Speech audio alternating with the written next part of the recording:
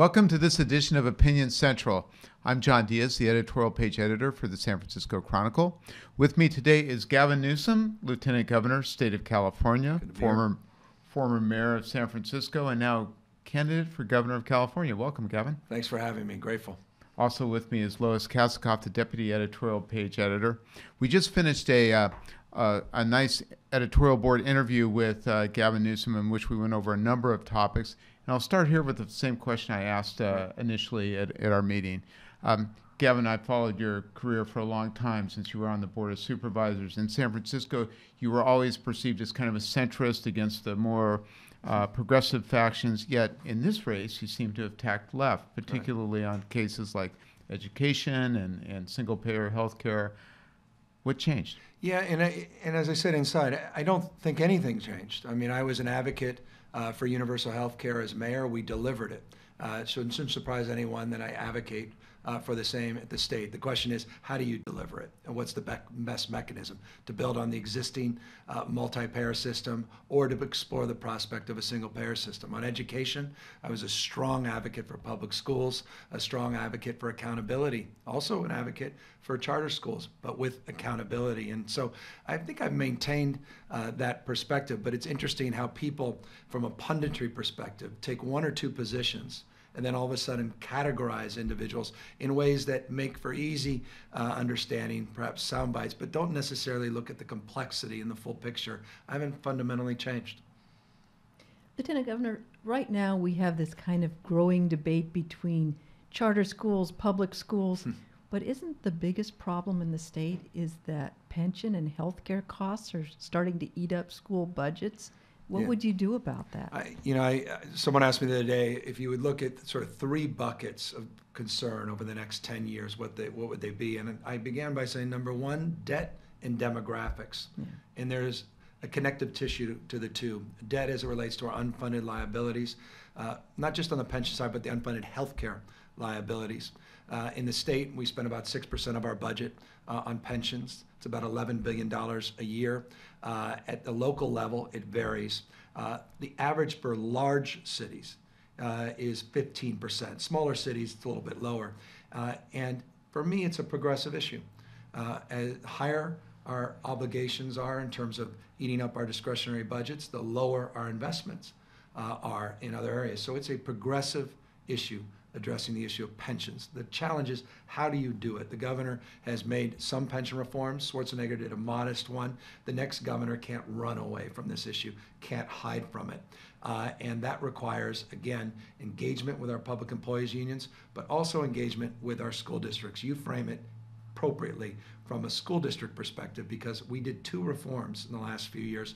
One significantly has impacted recently school district budgets, and that's lowering the expected rate of return, the discount rate, from 7.5%, phasing it down to 7%, which some people think is too high, which requires nothing more than this. If you have a higher expectation rate of return, you make lower investments in your pension.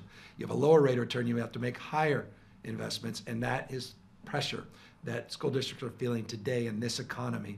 And so the state is going to have to relieve that pressure by either moving forward with reforms or subsidizing those costs in a way that doesn't impact the quality of education in our public schools. Do you see a need in pension reform, Gavin, to move away from the idea of a defined benefit into more of a defined contribution, a 401k type plan, as you see it's done? I don't in this respect. I don't think there's anything wrong with a defined benefit as long as you fully fund it and you're honest and transparent about it. And that's been the missing part. 401k style, I get that's an easy response to the crisis, but I don't think it's necessarily the fundamental solution. And by the way, some of the biggest advocates for pension reform, including people like David Crane, who's really made a name in this space, Stanford professor, also makes that point. You don't necessarily need to move to a 401k framework as long as you're fully funding with an appropriate discount rate. He's arguing a discount rate substantially lower than 7%, as well as arguing that we claw back existing vested benefits. Rhode Island, he uses as an example, doing that. That gets to this issue that is the topic of the day, and that's the California rule. And that's being adjudicated as we speak, and that will open the door to then potentially being able to renegotiate existed vested rights. That will be very challenging for any governor. My approach is nothing about you without you, engaging our public employees unions. And to the extent we make reforms, we do it together so that we can actually advance the collective interests of the state without getting into an internecine warfare where nothing gets accomplished. And we've seen that in the past. The Schwarzenegger years were marked not by accomplishment in this space, but by acrimony. And I think a better approach is honest engagement.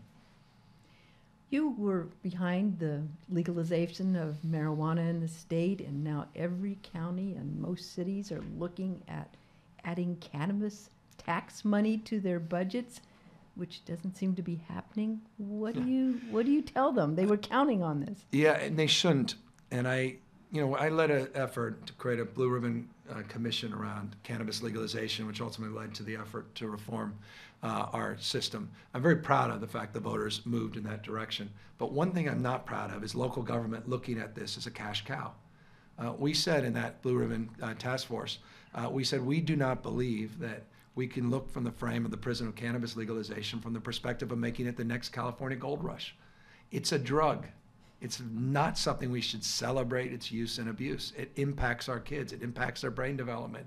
And we don't want people driving under the influence of any kind of drug. For me, it was a social justice issue, a racial justice issue, and a criminal justice reform.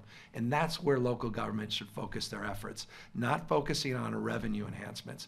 Now, it is a business, and there is revenue to be collected, but let's do it in a way that doesn't perpetuate the black market. Let's do it in a way that the initiative was intended in terms of why legalization in the first place, and that's to eliminate the black market. For California Democrats, Gavin, single-payer health care has really become a dividing line, and we've seen it in this race where you have endorsed the idea of government-funded health care. Antonio Villaraigosa and others are suggesting no, we really don't have a plan to pay for it. The legislative analyst is saying the cost would be far greater than the entire total of the state budget. How would we pay for a single-payer health? For me, the question is, how do we pay for the status quo? Healthcare is devouring the state budget. As I said earlier, it's substantively the issue of our unfunded liabilities for our retirees. And as a small business person with 20-plus businesses, it's the issue that defines the why we can't increase salaries in a way that I would like to. So it's the issue as it relates to wage pressures in this economy, and it's made much worse next year with the elimination of the individual mandate and all of these junk plans, these skinny plans as they've been referred to, that will change the mix and ultimately inure to increases in your premiums, not just public employees. Look, every other nation in the world has moved forward with some version of single payer. No same version exists country to country. You have the Bismarck version, which is Germany. You have the national health insurance model, which is Canada. You have the Beveridge model, which is UK. Each is different. By the way, the Bismarck model is more of a multi-payer system. They use still for-profit, not just non-profit. It's very different. And so for California, I don't see single payer as just a bill that's been introduced in the legislature. I see it as an opportunity to look anew at our healthcare delivery system, look at waste and inefficiency, and see if we can more effectively broaden the opportunities for the 3 million people that are uninsured and the 12 million people that are underinsured, and see if we at scale can reduce the cost of prescription drugs and slow down the rate of growth. I don't know that we can achieve it, but the only difference between me and the other candidates, that all support single payer, and you can't let them off the hook on this. They've all said they support it, is they say I support it, but it can't be done. I say I support it, and I'm absolutely committed to exploring whether or not it can be done. And just a quick follow-up on that, because one of the points of clarification that you made in the meeting is the California Nurses Association has specifically been pushing Assembly Bill 562, and you made plain that it would have to be amended. Significantly amended, and I made it plain to them at their convention. I made it directly clear to them on multiple occasions, privately and publicly, and I'm glad the opportunity here to make the same point. Look, it was amended 17 times by the author before it was killed in committee. The fact that it needed to be amended 17 times was an acknowledgement by the people promoting it that it's a work in progress. And so again, I'm not ideological about this, but I'm also proud about the record. I'm the only candidate running for governor that actually has any real record on healthcare and actually delivered on an audacious reform in San Francisco that's enjoying its 10th anniversary, a universal healthcare plan, regardless not only of your pre-existing condition ability to pay, but also regardless of your immigration status. And no one believed that was possible. And we proved folks wrong. I am committed to proving our critics wrong, but in a way that brings people to the table and doesn't divide the state. Because right now, what we've allowed is this debate to fester in the legislature, when in fact, the governor needs to pull it into his office or her office and lead the charge. We were talking earlier about the future of work and how California is or isn't prepared for the changing workplace. We're the center of innovation for the world. Shouldn't we be doing something different if the nature of work is going to change radically? So I said the issue of debt and demographics, an aging ingrained population that will put more burden on our healthcare delivery system, and how we could protect our seniors and allow our seniors to thrive and live in dignity. The other issue is IT and globalization, detonating at the same time. It's the issue that defines the anxiety, certainly defines the politics of San Francisco and the Bay Area in this moment. And that is, we're going from something old to something new.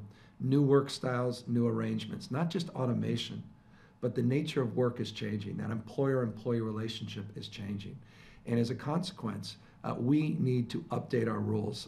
We need to update our engagement as it relates to benefits, how they're accrued, and how they can go with the individual who's working for 3 different employers and not be stuck and attached to just one employer.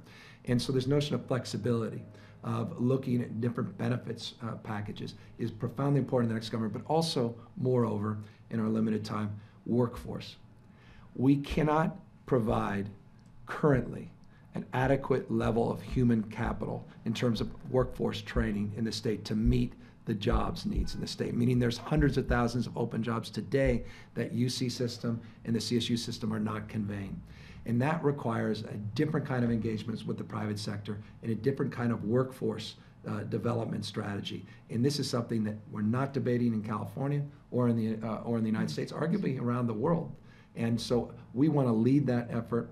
On-demand economy, as I said earlier, requires on-demand education. Not just front-loading education, as important as preschool is, and I take a backseat to no one in my support, but backloading it in terms of a framework of lifelong learning. I believe in free community college, and I promoted that 2 years ago, but I believe in free community college for a purpose. What's the utility? What's the benefit? And I want to overlay that strategy with creation of individual learning accounts that allow people to get nano degrees, to get their skills upgraded in a way that match the workforce needs of a radically changing economy. Jerry Brown has had a very interesting, distinctive tour here in his second time as governor of California. I'm wondering, you certainly have followed his leadership style. I'm wondering, if you are elected governor, how would you be similar or different than Jerry Brown, both in substance and style?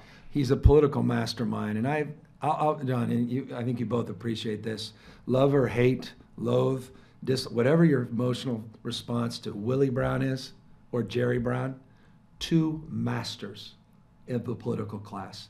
Not just exceptional by California standards, exceptional by international standards. I had the privilege of working with Willie as a county supervisor, replaced him as mayor. I've had the privilege of seeing up close Governor Brown in California, now 7 years as lieutenant governor. And there's nothing like them. So you can learn from them, but you can't necessarily follow them. And so there is a point there that sort of expresses limitations, meaning they're held to different standards in many respects than a lot of others of us. And so that's one way to put it. I pay attention. I get their counsel and advice. I've sought a lot of it from Governor Brown recently, even on the border issues and National Guard and what his thinking was around that. He's usually 2 or 3 steps ahead, 3-dimensional chess. The rest of us are pulling out, we're playing a little checkers. And so my style, quickly, distillation, the contrast is this. I would have a difficult time being as patient with certain legislative proposals than Governor Brown. He waits for things and picks and chooses his moment before he opines, before he leans in. I'm not constitutionally capable of that. I would tend to pull these things into the office, tend to get ahead of them. There's not necessarily political advantage to that, but it's from a policy frame the only way I know how to do something. So healthcare is a perfect example where I just feel this cannot be a legislative solution. It has to be an executive branch in partnership with the legislative framework. It's stylistically a different approach. If I could just do one quick follow-up, you're also contrasting with when you first, as we talked about in the editorial board meeting, when you first came in as mayor, your style. Yeah. Very different now than Well, you've learned. it's interesting. There's an exuberance. I look back. I can't believe you all elected me. I was only 35 years old or so. It is remarkable. I see 35-year-olds now. I'm like, you're a young man, young lady. I've become that guy. Jeez, I'm that guy. What happened to all of you? But that exuberance often forces you to get ahead of things in a way where you're not bringing other people along. And what happens is there's friction that is created in that, which makes whatever you're trying to achieve more difficult. And you learn that in hindsight, or you learn that through trial and error. And I think if the distillation of what did I learn as mayor and what makes me different today is appreciation and understanding of how powerfully important it is to bring people together, to make them part of whatever the idea is or whatever the solution that is being proposed, so that they have ownership and they feel empowered in that to be part of bringing that solution across the finish line. And so if you want to go far, as the old African proverb I referenced earlier, then you go together. You want to go fast, go alone.